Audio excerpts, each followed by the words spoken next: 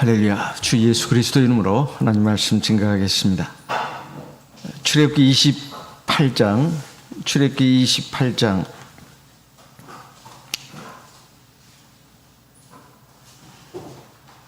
1절부터 3절까지 읽겠습니다. 3절은 같이 읽겠습니다.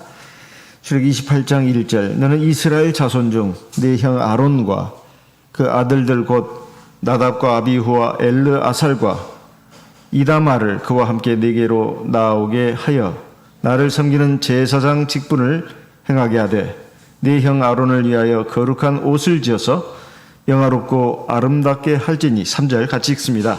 너는 무릇 마음에 지혜 있는 자 곧 내가 지혜로운 영으로 채운 자들에게 말하여 아론의 옷을 지어 그를 거룩하게 하여 내게 제사장 직분을 행하게 하라.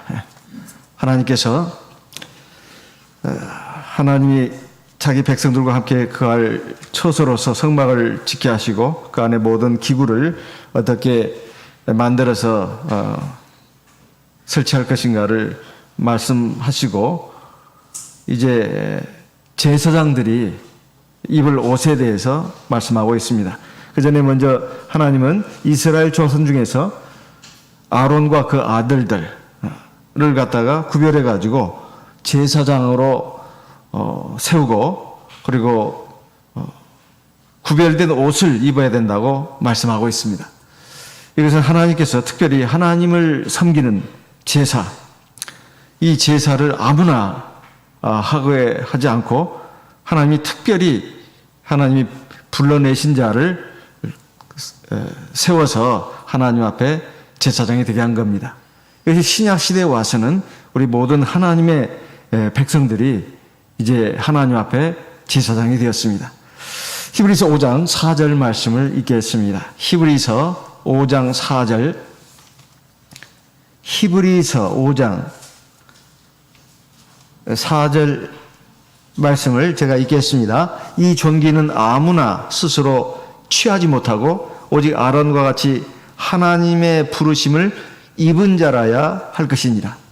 그 앞에 내용은 제사장으로 세움받은 사람에 대해서 말씀하고 있는데 그 이어지는 말씀이 이 제사장 직분은 굉장히 존귀하다는 거예요. 그런데 이거 아무나 이건 할 수 있는 일이 아니고 오직 아론처럼 하나님의 부르심을 입은 자라야 할 수 있다. 이렇게 되어 있습니다. 그런데 신약 시대에는 예수 그리스도로 말미암아서 부르심을 얻은 모든 성도가 바로 제사장이라고 하는 거 우리가 많이 들었습니다. 베드로전서 2장 9절에 보면 너희는 택하신 족속이요 왕 같은 제사장들이요 거룩한 나라요 이렇게 말씀하고 있지 않습니까?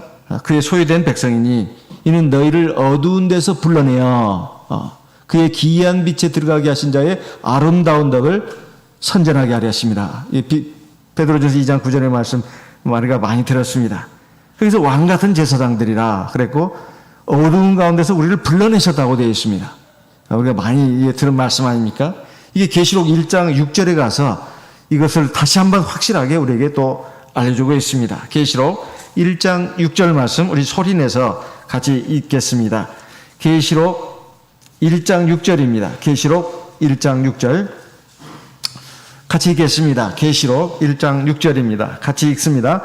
그 아버지 하나님을 위하여 우리를 나라와 제사장으로 삼으신 그에게 영광과 능력이 세세토록 있기를 원하노라. 아멘.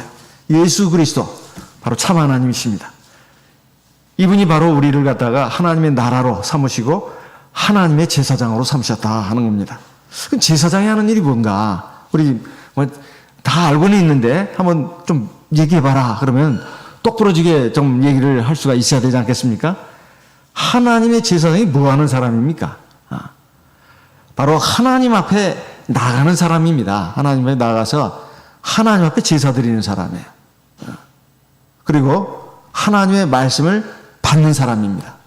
하나님께 나가서 하나님을 만나서 하나님께 제사 드리고 하나님의 말씀을 받는 사람이에요. 그리고 하나님께 기도하는 사람입니다. 자기와 백성들을 위해서 기도하는 사람. 이게 제사장이다 이 말이에요. 구약 시대에는 아론과 그의 아들들 그리고 레위 지파가 바로 이 직분을 감당했습니다. 신약 시대에는 바로 우리 모두가 바로 제사장이다 이 말이에요. 우리가 하나님께 직접 나간다는 것입니다. 그리고 하나님 앞에 제사 드리고 그리고 하나님의 말씀을 받고 또 하나님께 기도한다 이 말이에요. 물론 구약 시대에도 하나님의 백성들이 하나님께 기도할 수 있었습니다. 또 하나님의 말씀도 받을 수 있었지만 이것은 이제 제사장을 통해서 받을 수 있었고 또 하나님께 나아가려면 반드시 제사장을 통해야 됐다 이 말이에요. 특히 성막에서 말입니다. 그러나 오늘날 신약 시대에는 우리 하나님의 백성들은 예수 그리스도의 보혈로 말미암아 죄 사함을 받고 그리고 성령을 보혜사로 받았습니다. 성령이 대제사장으로서 내 안에 들어와 계시고 나는 제사장이 되는 겁니다. 이 교회도 하나님의 성전이고 그리고 내 몸도 하나님의 성전이다. 계속 반복해서 듣는 말씀입니다. 근데 이게 굉장히 중요한 하나님 말씀이에요. 그래서 그럼 제사장을 왜 우리 보고 자꾸 제사장이라고 그러냐? 제사장이 하는 일은 날마다 제사 드리는 거예요. 기본적으로는 말입니다.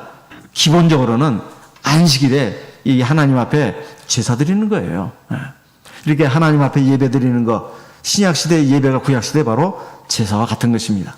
그러니까 이건 아주 공식적으로 다 모여가지고 이렇게 예배 드리는 날이 바로 안식일입니다. 그렇지만 성회로 모이는 날이라고 되어 있잖아요. 그리고 보통 때는 그냥 내가 제사 드리는 거예요. 그래서 제사장이라고 하는 겁니다. 왜 하나님이 구약시대는 성막과 제사장 제도를 뒀고 신약시대에 와서는 이제 교회뿐만 아니라 성도 개개인을 갖다가 성전이라고 하고 우리를 다 제사장이라고 하느냐? 우리가 딱 거기서 캐치를 해야 합니다. 바로 하나님의 백성, 하나님과 나와의 관계를 아주 확실하게 정의짓기 위해서 그러는 거예요. 그것은 바로 하나님을 우리가 어떻게 믿고 섬기고 하나님을 만나는가. 그리고 하나님의 주시는 생명, 은총 가운데서 내 이 나그네 삶을 살고 어떻게 하면 저 영원한 하늘나라 성전으로 들어갈 수 있을 것인가. 바로 내가 하나님 앞에서 제사장이 되어야 된다는 거예요. 그래서 우리가 맨날 이렇게 예배를 드려야 되나. 예배 드리면서도 꼭 그렇게 예배를 드려야 되나. 그 이유를 알아야 합니다. 이게 제사다 이 말이에요. 제가 어렸을 때 저희 외갓집이 굉장히 부자였습니다. 남원에서는 굴지에 정말로 아주 굉장한 저희 외가는 좀 그런 집안이었어요. 제가 뭐 꼭 자랑 삼아 말씀드린 게 아니고 남원 중고등학교 가면 저희 외할아버지 비석이 있고 굉장히 옛날에 부자였나 봐요.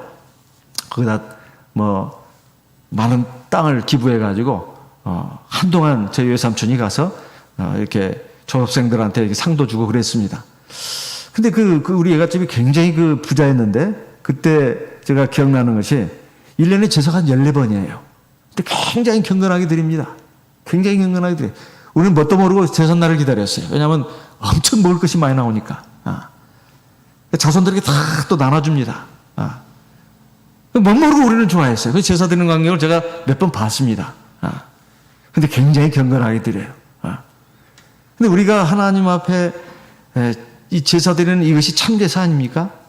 세상 사람들이 드리는 제사는 사실 우상하게 드리는 거예요.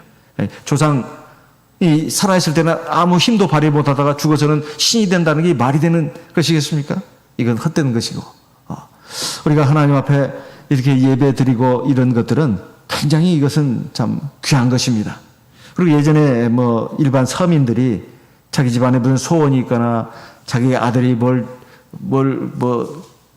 중요한 시험을 준비하고 있는데 그럼 어머니가 그 뒷결에다가 조그만 밥에다가 이렇게 상에다가 이게 답안인가요? 또 올려놓고 정한수도 놓고 이런 것도 저도 종종 봤습니다.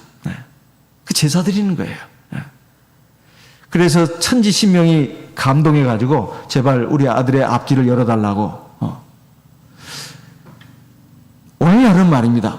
물질 만능 시대고 쾌락을 추구하는 시대가 되다 보니 이제 그런 것들은 다 미신이고 해가지고 참 별거 아닌 걸로 생각하는 사람들이 많습니다. 그러나 하나님은 말씀하십니다. 이것은 구약시대나 신약시대 세상 끝날 때까지 하나님의 백성들은 거룩한 백성이다.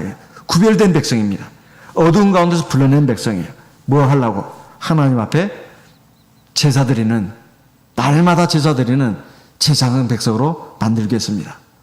그래서 하나님 앞에 이렇게 기도하고 말씀을 먹고 또 하나님 앞에 예배드리고, 이것이 참 귀한 것입니다. 우리가 매일 일어나서 세수하고 그리고 단장하고 일하러 나가지 않습니까? 밥도 먹고 나가지 않습니까? 또 출근해서 직장에서도 중간에 밥을 먹고 저녁 와서 밥 먹고 돌아와서 텔레비 보고, 우리 일상상 그런 것들입니다. 그리고 이제 주말에는 어디 놀러 나가고. 근데 이 모든 것들을 허락하신 분이 바로 하나님이다 이 말이에요. 하나님은 모든 인류의 생명의 근원이시고 모든 만물의 창조자하고 주관자이십니다. 그 하나님을 우리가 매일 만나고 하나님께 예배드리는 사람이 되어야 된다. 이게 바로 제사장이다 이 말이에요. 그러면 제사장이 그냥 제사를 드리면 되나? 그게 아니라는 것입니다. 그게 아니라는 거예요.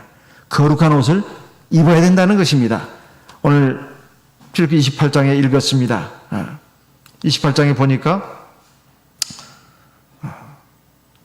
3절에 아론의 옷을 지어 그를 거룩하게 하여 내게 제사장 직분을 행하게 하라 그랬습니다. 4절 그들의 지을 옷은 이러하니 곧 흉표와 에봇과 겉옷과 반포 속옷과 관과 띠라. 그들이 네 형 아론과 그 아들들을 위하여 거룩한 옷을 지어 아론으로 내게 제사장 직분을 행하게 할지라. 그 거룩한 옷을 지어서 입으라고 되어 있어요. 오늘 저녁 예배 전에 우리 성도님들에게 아마 자료 사진을 좀 보내드렸을 겁니다. 2장. 거기에 보면 그 제사장들이 입는 그 옷이 나오지 않습니까? 이것은 뭐 아주 보편적으로 다 이게 쓰는 그 자료이기 때문에 이렇게 여러분들에게 보내봤습니다. 지금 아마 동영상에도 다시 또 올라가고 있을 것입니다. 맨 먼저 보게 되면 그 안에 속옷을 입지 않습니까? 속옷. 그 세마포로 만든 옷입니다. 그리고 그 위에 겉옷을 입습니다. 겉옷.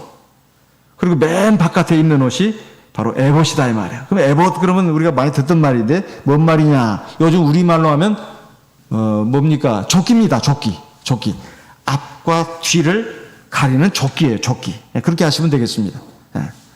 그러니까 속옷 그리고 겉옷 그리고 그 위에 맨 위에 그 앞으로 뒤로 해가지고 있는 그 조끼 같은 형식의 옷이 바로 에봇이라고 합니다. 그리고 이제 띠를 띠는 거죠. 그리고 머리에는 관을 씁니다. 두건입니다. 두건. 머리를 가리는 거예요. 그리고 그 두건을 이렇게 또 이게 금패로 두르는데 금관패라고 합니다. 여호와께 성결이라는 그런 글자가 새겨져 있습니다.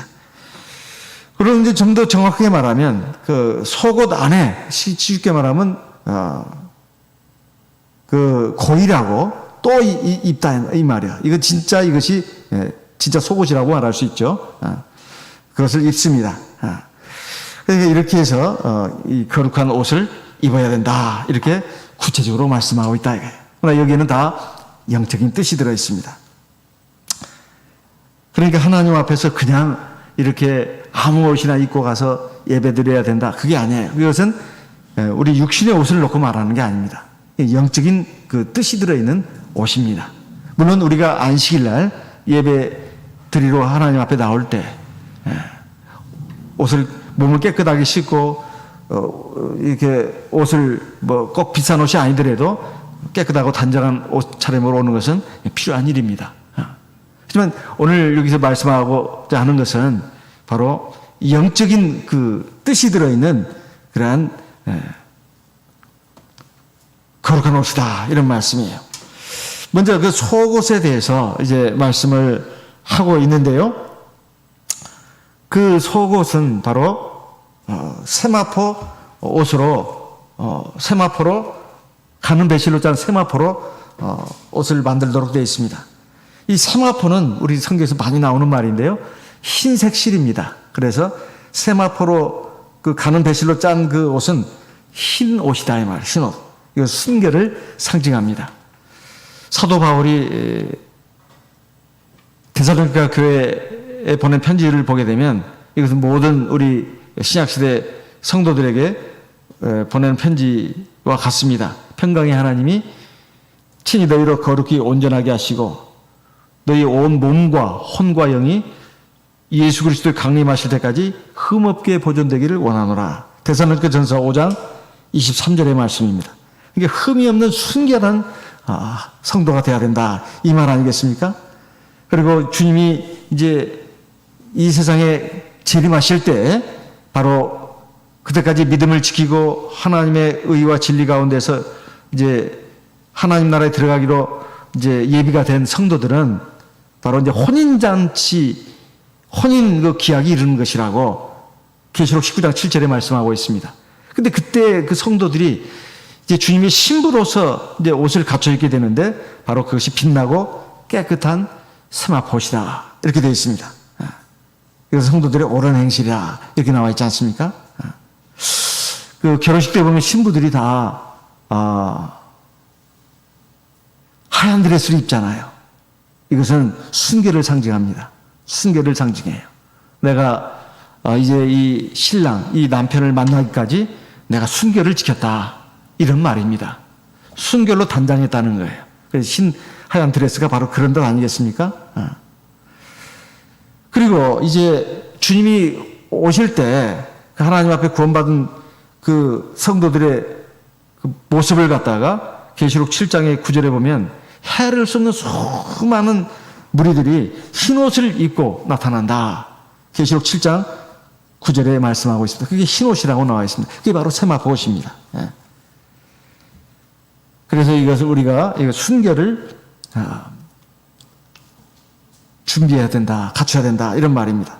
그다음 겉옷입니다. 이 겉옷을 보게 되면 출애굽기 28장에 이제 5절에 그 내용이 나옵니다. 금색, 청색, 자색, 홍색 실과 가늘게꼰 배실이라.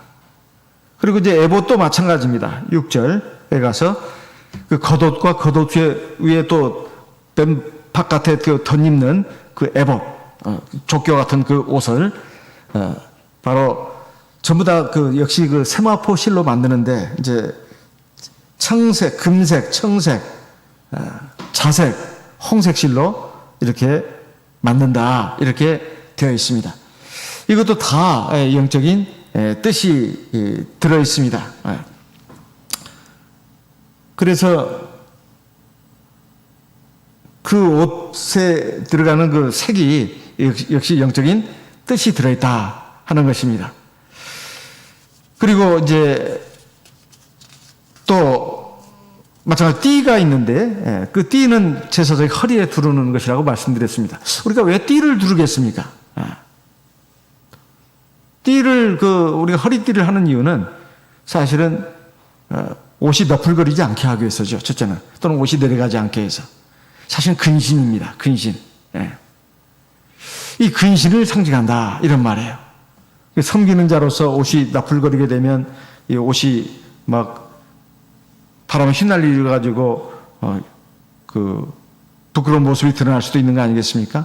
그래서 사실 띠는 근신을 상징한다 이렇게 되어 있습니다. 누가복음 12장에 35절, 누가복음 12장 35절, 36절에 보면 허리에 띠를 띠고 등불을 켜고 서 있으라. 너희는 마치 그 주인이 혼인집에서 들어와 문을 두드리면 곧 열어주려고 기다리는 사람과 같이 되라. 주님께서 하신 말씀입니다. 그리고 베드로전서 1장 13절, 베드로전서 1장 13절에 보면 이렇게 말씀하고 있습니다. 같이 읽어보겠습니다. 베드로전서 1장 13절, 베드로전서 1장 13절, 베드로전서 1장 13절 같이 읽겠습니다. 그러므로 너희 마음의 허리를 동이고 근신하여 예수 그리스도에 나타나실 때에 너에게 가져올 은혜를 온전히 바랄지어다. 그러니까 방탕하고 무사태평하고 방만하게 그렇게 살아서는 안 된다. 세상 사람과 구별된 삶을 살아야 된다. 지금 이게 말씀하는 거예요. 주님이 언제든지 오실 수 있으니까 그렇게 막 세상 사람처럼 퀸이나 칭칭 난해하면서 그냥 막 그렇게 방탕하게 살아서는 안 된다는 거예요. 또 허무하게 살아서도 안 된다는 것입니다. 마음의 허리를 동이라고 되어 있지 않습니까? 아, 언제든지 이 세상 끝날이 온다. 그리고 주님이 재림하신다. 항상 이런 자세로 있어야 된다. 이건 마치 군인과도 같은 자세 아니겠습니까? 언제 미리 알려주고 적이 침입하는 건 아니지 않습니까? 도둑이 언제 미리 통지하고 오는 건 아니잖아요. 도둑이 언제 올지 너희들 모르지 않지 않냐. 밤에 어느 때에 올지 모른다. 그러니까 너희들은 깨어있어라. 잠자지 않고 있으라는 게 아니라 육신의 잠을 자지 말라는 것이 아니라 영적인 잠을 자서는 안 된다. 이것은 예수님이 여러 번 말씀하시고 사도들도 여러 번 얘기했습니다. 그럼 이 띠가 무슨 띠냐 이 말이에요. 에베소 6장에 보게 되면 후반부에 이 말세를 당해서 세상의 악한 영과 싸우기 위해서 하나님의 전신갑주를 입고 악한 영을 대적하라고 되어 있습니다. 그러고 나서 14절에 에베소 6장 14절에 보면 서서 진리로 너희 허리띠를 띠라 이렇게 되어 있습니다. 진리로 너희 허리띠를 떼라. 그래서 하나님의 말씀이죠. 하나님의 말씀으로 내 마음의 허리를 동이고 이렇게 해야 한다. 그러면 내 마음에 항상 진리가 이렇게 나를 붙들어주고 있기 때문에 내가 험한 길로, 죄악의 길로, 방탕한 길로 가지 않잖아요. 그걸 말하는 것입니다. 그 다음에 관이 있습니다. 관은 이 제사장의 머리에 쓰는 것입니다. 이것은 신부가 결혼식 때 요즘 나오는 신부의 그 옷을 복장을 보게 되면 아마 옛날하고 다르더라고요. 옛날에는 이 머리 여기서 이마에서부터 쫙 이렇게 가렸습니다. 근데 지금은 위에만 살짝 이렇게 덮는 정도로 이렇게 그게 아마 최신 유행 디자인인지 그건 모르겠습니다만 원래는 머리를 이렇게 가리도록 되어 있습니다. 머리를 가리는 이유는 뭐냐? 내 머리는 이제 당신입니다. 그 뜻이에요.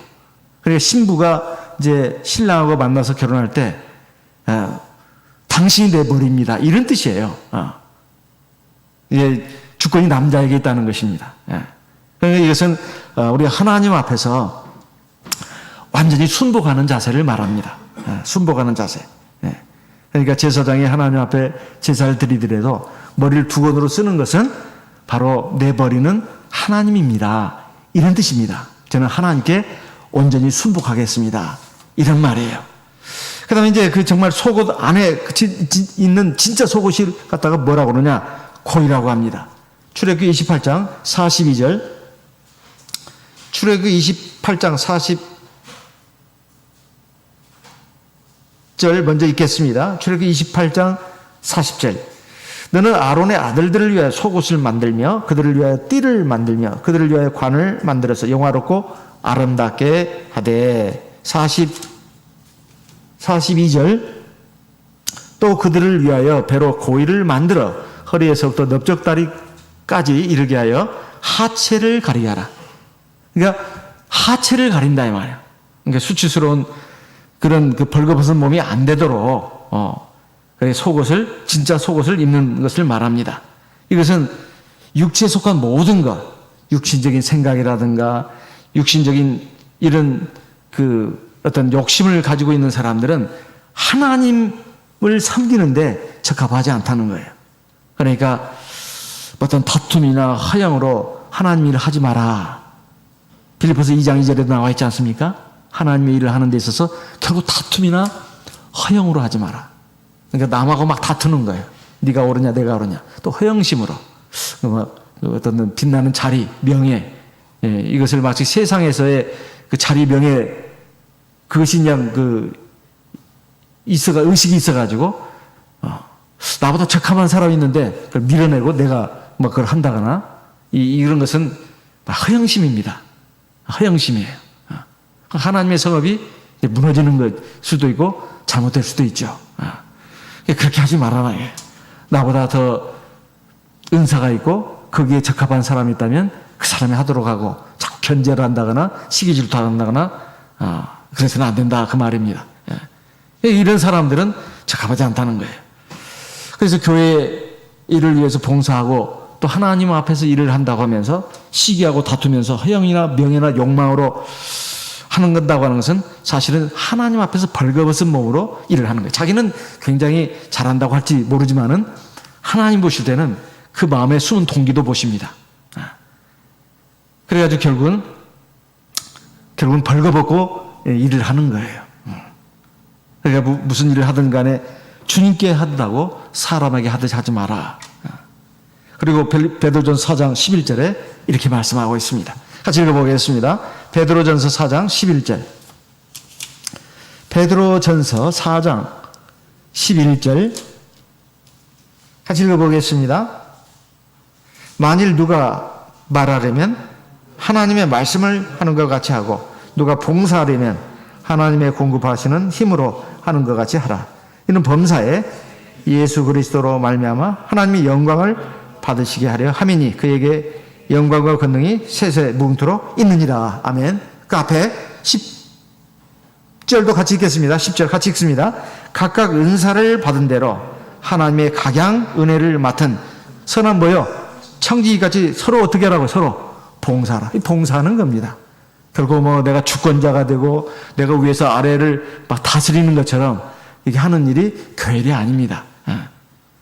그래서 하나님 앞에서는 절대로 고의를 입어야 된다. 이것은 육신의 어떤 그 생각, 인간적인 어떤 생각, 세상적인 어떤 이런 그런 그 생각을 가지고 하면 안 된다. 이런 말입니다. 그래서 이 제사장의 옷이라고 하는 것은 제사장이 얼마나 위험하고 존엄성이 있는 사람인가. 장식품이 아니다 이 말이에요.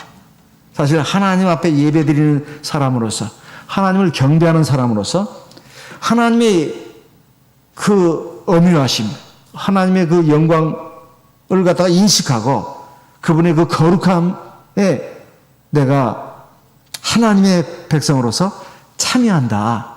이런 마음으로 해야 된다. 이 말이에요.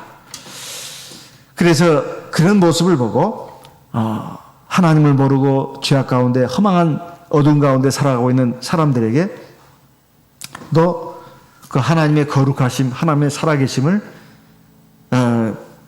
깨닫게 해줘야 될 책무가 바로 제사장에게 있다는 것입니다.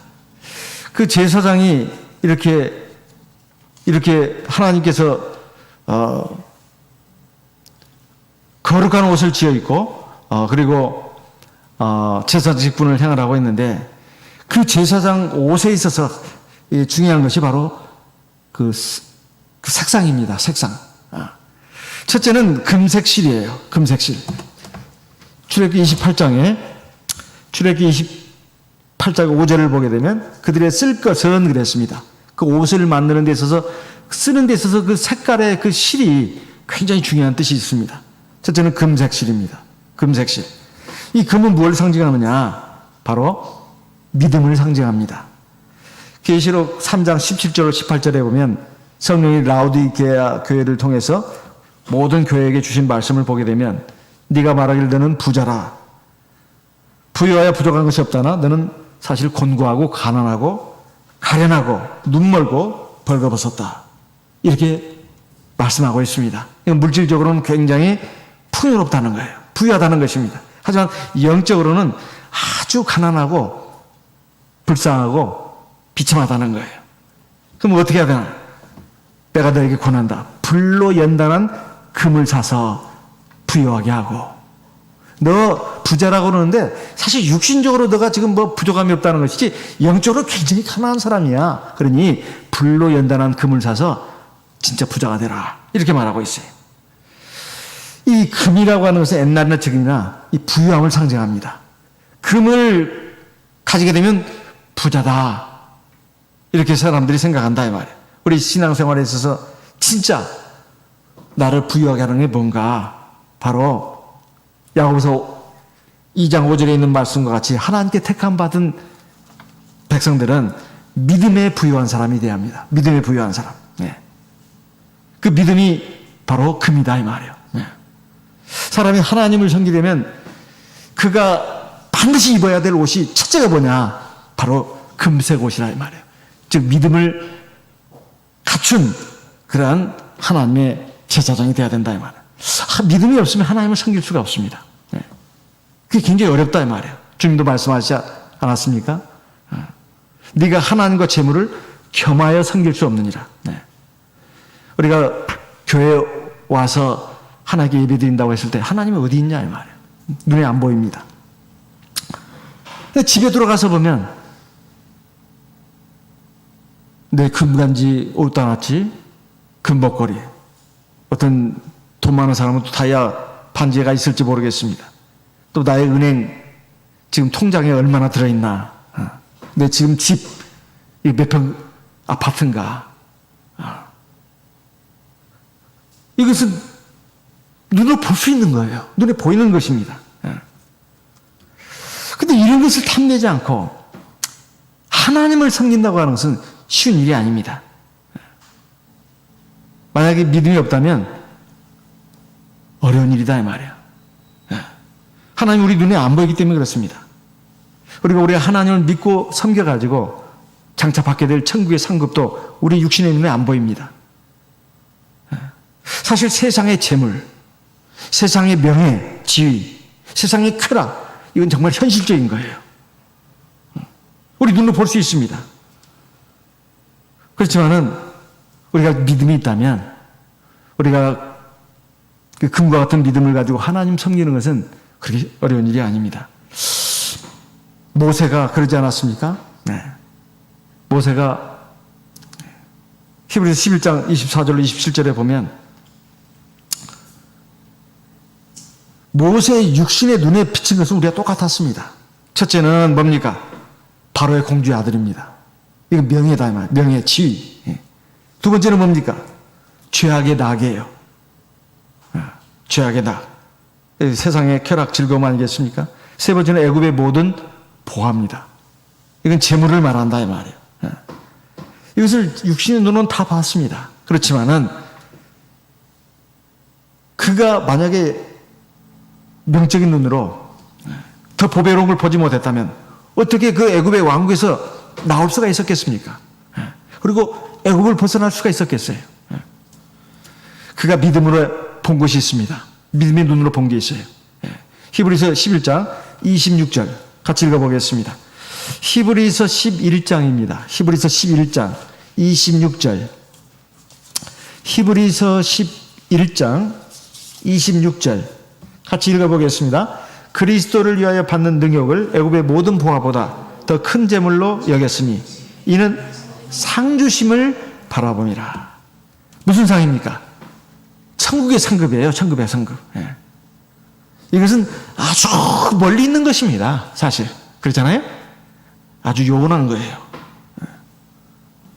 근데 이것을 육신의 눈으로 볼 수 없는 거예요. 오직 믿음의 눈으로만 볼 수 있는 것입니다. 봤다 이 말이에요. 히브리서 11장 27절에 보면 믿음으로 애굽을 떠나 애굽 임금의 노함을 무서워하지 아니하고 곧 보이지 아니하는 자를 보는 것 같이 참았으며. 모세가 본 두 가지가 있습니다. 첫째는 육신의 눈으로 본 거. 그게 애굽의 왕이에요. 아유 너무 무서워요. 너무 무서워. 그런데 또 믿음의 눈, 영안으로 본 게 있습니다. 영적인 눈으로 하나님이다 이 말이에요. 육신으로 눈으로 보는 바로는 정말 현실적이고 자기에게 그 생명도 뺏을 수가 있어요. 근데 두려워하지 않았다는 것입니다. 눈에 보이지 않는 하나님을 더 높은 분으로 알고 힘 있는 분으로 알았어요. 그래서 그 하나님의 말씀을 따라서 애굽을 나올 수 있었던 거 아닙니까? 정말 하나님을 섬기는 데 있어서 제사장으로서 제일 필요한 게 뭐냐? 믿음이에요. 믿음. 믿음이 필요합니다. 근데 내 마음이 이 세상에 가 있다면 하나님을 섬기는 게 굉장히 어렵습니다. 힘이 든다 이 말이에요. 모세가 어떻게 됐습니까? 어떻게 됐죠? 구원 받았습니까? 못 받았습니까? 받았잖아요. 예수님께서 변화산상에 세 제자와 함께 기도로 올라가서 예수님의 모습이 벌써 바뀌지 않았습니까? 본래 모습을 보여주셨잖아요. 근데 그때 그 옆에 누가 있었습니까? 모세가 있었잖아요. 구원받은 것입니다. 하나님 나라에 지금 있는데 특별히 하나님이 파견을 해서 변화산상에 나타나게 했잖아요. 아주 영광스러운 모습이었습니다. 만약에 모세가 말입니다. 애굽의 바로의 공주의 아들로 그냥 있었다면 어땠을까요? 애굽의 왕이 될 수도 있습니다. 세상에서 굉장히 영화롭게 살 수도 있어요. 그런데 그 다음에 어떻게 됐을까요? 그렇죠. 죽어서 어떻게 됐을까요? 이집트는 미이라 문화가 발달해 있습니다. 어쩌면 대형 박물관에 미이라로 전시가 됐을 수도 있어요. 그 밑에는 모세. 영혼도 없습니다. 시체예요. 방부제 처리한 시체입니다. 보기 흉측한. 하나님 나라는 못 들어간다 이 말이에요. 세상에서 잠깐 영광을 누리고 쾌락을 누리고 쾌지나 칭칭 즐겁게 살았는지는 모릅니다. 떵떵거리고. 하지만 결국은 죽고 지옥에도 하나님 나라는 못 들어가고 지옥 백성이 되었을 수도 있습니다. 사람의 일생이라고 하는 것은 참 1년 1년이 빠르게 지나갑니다. 빠르게 지나가요. 세상 삶을 이렇게 살다 보면 퇴직하는 시점도 빨리 옵니다. 누구나 다 옵니다. 근데 그때 가서 지난 날을 돌아보면 하나님 믿고 섬기고 산 사람과 그렇지 않고 산 사람은 돌아보면서 느끼는 감회가 달라요. 하나님 믿지 않고 그냥 세상 삶을 산 사람들은 허망하게 이를 데 없습니다. 허망하게 이를 데 없어요. 하지만 하나님 섬기고 하나님 경외하면서 산 사람은 그래도 보람이 있다. 참 감사하다. 하나님께 영광을 돌립니다. 그래서 우리가 하나님을 섬기는 데 있어서 제일 먼저 우리 거룩한 입는 데 있어서 제일 필요한 게 뭐냐? 금색실 옷을 입어야 된다는 거예요. 지금 믿음이 필요하다는 겁니다. 두 번째, 청색실입니다. 출애굽기 28장 5절에 나와 있어요. 청색실. 청색은 뭘 상징하느냐? 하늘을 상징합니다. 하늘은 또 뭘 상징하느냐? 하나님을 상징합니다. 사람이 정말 하나님을 섬기려면 그의 마음이 하늘에 하나님께 있어야 합니다. 골로새 3장 1절로 4절에 보면 너희는 위의 것을 찾으라. 거기에는 그리스도께서 하나님 우편에 앉아 계시느니라. 위의 것을 생각하고 땅의 것을 생각하지 마라. 왜냐하면 너희가 이미 죽었고 너희 생명이 그리스도와 함께 감춰졌느니라.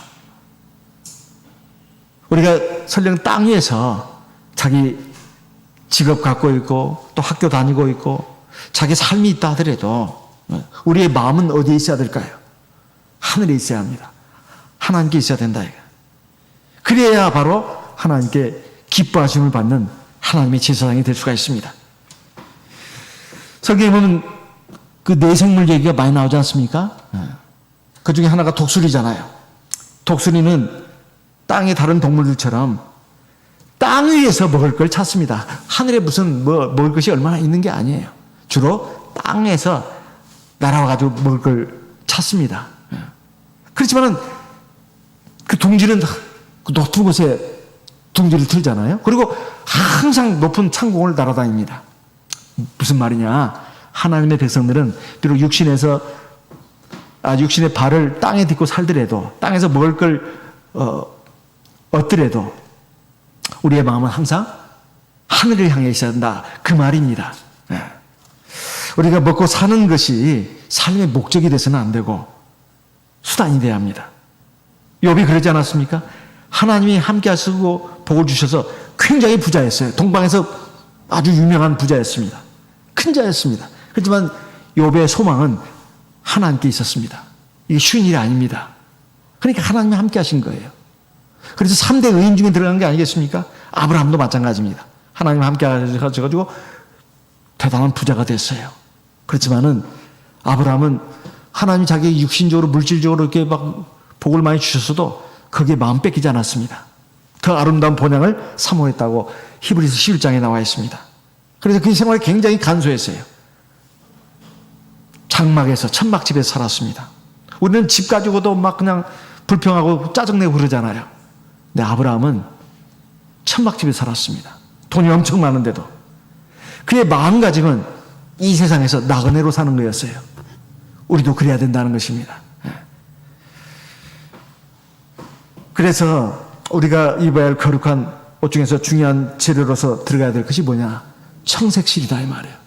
이것은 바로 우리가 하늘에 속한 백성이다. 이걸 절대로 잊어서는 안 된다는 것입니다. 우리가 어떤 사람과 대화하는데 정말 그 사람이 나한테 관심을 갖고 내 말에 귀를 기울이는가 어떻게 알 수 있느냐? 대화를 하는데 말이에요. 자꾸 스마트폰을 보고 이렇게 뭘 찾고 그럽니다. 내 말에 귀를 안 기르고 있는 거예요. 내가 지금 이 사람하고 대화를 하는데 이 사람은 자꾸 딴 데를 봅니다. 나한테 귀 안 기르는 거예요. 그러면 내 마음이 어떤 마음이 드느냐? 아, 이 사람이 나를 존중하지 않는구나. 그런 생각이 드는 거예요. 하나님도 마찬가지입니다. 우리가 하나님 앞에 전심으로 나가려면 정말로 우리가 세상 뭐 이렇게 주로 막 마음은 막 세상에 다 가 있고 어쩌다가 하나님 앞에 조금 이렇게 마음을 조금 뭐 내보인다거나 그래서는 안 되고 비록 우리가 육신적으로 세상에서 일을 하고 있고 내가 뭐 해야 할 일도 있지만은 결국 정말로 중요한 것은 내가 하늘 백성이다. 그래서 내 마음이 하나님께 하늘을 향해 있어야 된다는 것입니다. 세 번째는 바로 자색실입니다. 이 자색실이라고 하는 것은 존귀함을 상징하는 거예요. 존귀함. 예. 모르드게가 큰 위험에 처했다가 하나님의 역사하심으로 구원을 받았습니다. 에스더 8장 15절에 보면 그 왕이 말해요. 그 모르드게에게 자색옷을 입혀줬다. 이런 말이 나옵니다. 그래서 이제 백성들 앞에 나타나니까 수산성에 있는 사람들이 환호성을 질렀어요. 아, 하나님이 이렇게 살아계셔가지고 우리 민족이 다 죽을 뻔했는데 이 우리 백성의 지도자인 이 모르드게를 하나님이 이렇게 또 높여주시고 우리도 다 살려주셨구나. 기뻐했습니다.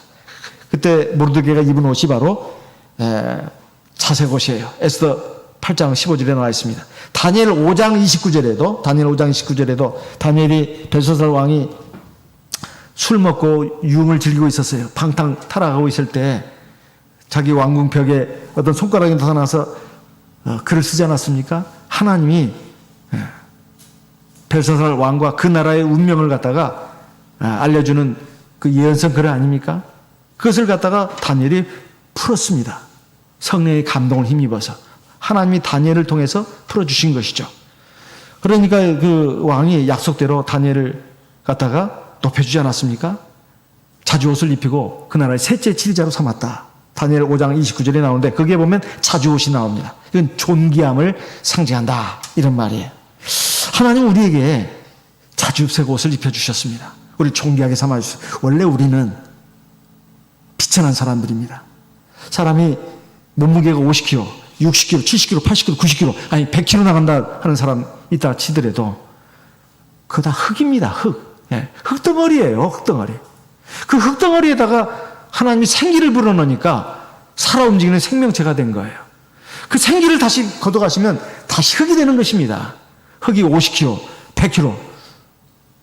값어치가 얼마나 될까요? 50kg, 100kg 값어치가 얼마나 되겠습니까? 값어치 없어요. 널린 게 흙인데요, 뭐. 어디 저 인적 드문 데 가서 흙 좀 리아까지 퍼서 가져가 보세요. 누가 알지도 못하고 신경도 안 씁니다.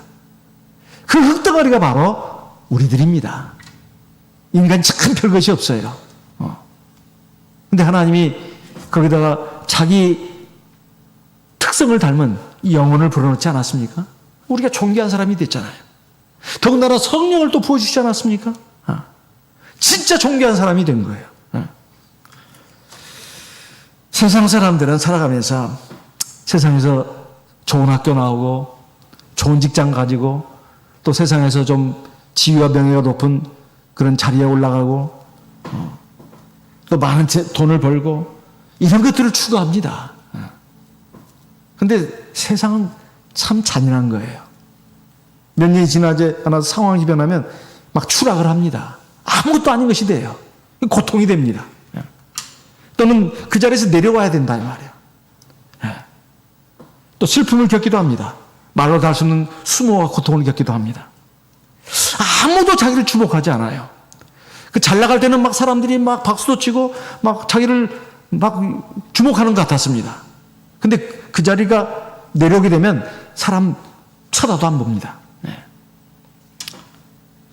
세상에서 사람들이 주는 존귀라고 하는 것은 모래와 같은 거예요. 모래와 같은 거. 그렇지만 하나님이 우리를 존귀케 하신 것은 영원한 것입니다. 우리는 때로 사람들이 자기를 좀 기억해달라고 명함을 주고받고 합니다. 근데 그 사람이 내 명함을 얼마나 간직하고 있을까요? 얼마 지나서 보면은 쓰레기통으로 가버립니다. 나도 마찬가지입니다. 나에게 건네준 그 명함도 보면은 이게 뭐 무슨 별 필요도 없다면 다 쓰레기통으로 가버리는 거예요. 예. 폐품죄로 들어간다 이 말이에요. 근데 하나님이 우리에게 주신 존귀함이라고 하는 것은 영원한 것이다. 예. 그 존귀함을 가지고 우리가 하나님을 섬겨야 된다 이런 말이에요. 예. 네 번째는 홍색실입니다. 이것은 바로 홍색이라고 하는 것은 주 예수님의 보혈을 상징합니다. 역시 출애굽기 28장 6절에 나와 있습니다. 홍색실. 이스라엘 백성이 여리고성을 공략할 때 정탐꾼을 먼저 보내지 않았습니까? 기생 라합이 그 정탐꾼을 숨겨줬습니다. 그러면서 요청을 했어요. 우리를 살려주십시오. 나와 우리 가족을 살려주십시오. 근데 정탐꾼이 말했습니다. 그렇게 하겠다. 근데 이렇게 해야 된다. 너희 집 창문으로 붉은색 줄을 내려서 표시를 해라. 그럼 너희 집에 달리는 그 붉은 줄을 보고서 우리가 이 여리고성을 공략할 때 너와 내 집을 구원하리라. 여호수아 2장 13절의 말씀입니다. 그래서 라합은 이 말을 순종했어요. 그래가지고 붉은색 줄을 매달지 않았습니까? 그래서 라합과 그 가족이 구원을 받았다고 여호수아 6장 25절에 나와 있습니다. 그 붉은색 줄은 바로 주 예수님의 보혈을 상징한다 이 말이에요. 우리가 하나님 앞에서 이렇게 제사장으로서 하나님의 백성으로서 하나님의 사랑받는 자녀로서 설 수 있는 것은 바로 주 예수의 보혈 때문에 그렇습니다. 사실 주님은 하나님은 거룩하신 분이에요. 인간은 감히 다가갈 수가 없습니다. 그런데 그 주 예수의 보혈로 말미암아서 하나님 앞에 나가게 되는 제사장이 된 것이다 하는 거예요. 또 하나 이 붉은색이라고 하는 것은 주님의 사랑을 상징합니다. 주님의 사랑을 상징해요. 주님이 바로 사랑으로 우리를 구원하기 위해서 피를 흘리신 거 아닙니까? 요한복음 13장 34절 말씀 보겠습니다. 요한복음 13장입니다. 요한복음 13장 34절 새 계명을 너희에게 주노니 서로 사랑하라. 내가 너희를 사랑한 것 같이 너희도 서로 사랑하라. 너희가 서로 사랑하면 이로써 모든 사람이 너희가 내 제자인 줄 알리라. 사랑한다는 것은 쉬운 일이 아닙니다. 너희라고 했습니다. 이것은 바로 우리 함께 있는 우리를 말합니다. 내 가족은 말할 것도 없고 내 옆에 내 바로 마주보고 있는 사람 내가 사랑할 수 있어야 된다 하는 것입니다. 이 진짜 하나님을 섬기는 사람이에요. 하나님을 섬기는 사람입니다. 그런데 내 앞에 옆에 있는 사람에 대해서 무관심하는 것은 둘째치고 미워한다면 시기 질투한다면 이건 정말로 이것은 하나님을 섬기는 사람이 아닙니다. 상대방은 나를 미워하더라도 나를 시기 질투하더라도 나는 그를 미워하지 않는다. 그리고 내가 그를 위해서 기도한다. 이런 마음으로 가야 그게 하나님의 제사장입니다. 그래야 하나님이 함께 하시는 거예요. 큰 능력으로 함께 하시는 겁니다. 나중에 나를 높여주시고 그 사람은 하나님이 이제 어떻게 처리하십니다. 우리가 각 사람이 하나님을 섬기려면 이렇게 하나님 앞에 거룩한 옷을 입어야 되는데 금색실 즉 믿음의 옷을 입어야 됩니다. 그리고 청색실 우리의 마음이 하나님께 있어야 된다. 자색실 우리는 하나님 앞에 존귀한 사람이다. 존귀한 사람답게 하나님을 섬겨야 됩니다. 네 번째 바로 홍색실입니다. 이것은 바로 주 예수의 보혈로 우리가 하나님의 구원받은 백성이 되고 제사장이 되었으니까 이걸 절대로 잊어서는 안 되고 우리도 하나님을 사랑하고 사람을 사랑하는 사람이 되어야 된다 하는 것입니다. 이것이 하나님의 거룩한 제사장입니다. 마지막으로 이렇게 했을 때 비로소 영화롭고 아름다운 옷을 입은 것이다 이 말이에요. 출애굽기 28장에 보시게 되면 출애굽기 28장에 2절에 네 형 아론을 위하여 거룩한 옷을 지어서 영화롭고 아름답게 할지니.